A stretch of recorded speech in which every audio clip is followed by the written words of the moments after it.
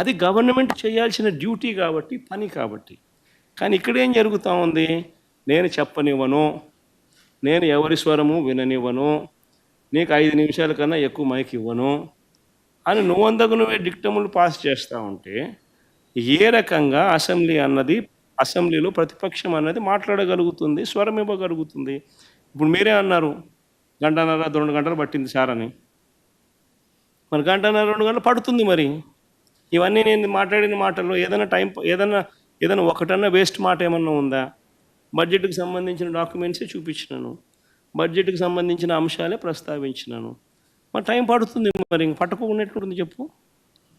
మరి వినాలా? అవతలోనికి మైక్ ఇస్తేనే కదా నువ్వు అవతలోడు చెప్పగలుగుతాడు. సార్ మీకు ప్రతిపక్ష హోదా అంశానికి సంబంధించి పవన్ కళ్యాణ్ గారు ఒక కామెంట్ చేశారు. వైఎస్ఆర్ కాంగ్రెస్ పార్టీకి వచ్చినటువంటి ఓట్ల శాతాన్ని, సీట్ల శాతాన్ని బట్టి చూస్తే జర్మనీలో అయితేనే వస్తుంది, ఇక్కడ రాదు, ఇక్కడ 5 ఏళ్ళు రావడం కష్టం అని ఒక విమర్శ చేశారు సార్. ఆ మనిషి కార్పొరేటర్కి ఎక్కువ, ఎమ్మెల్యేకి తక్కువ. జీవితకాలంలో ఇప్పుడు ఎమ్మెల్యే ఒకసారి అయినాడయ్యా.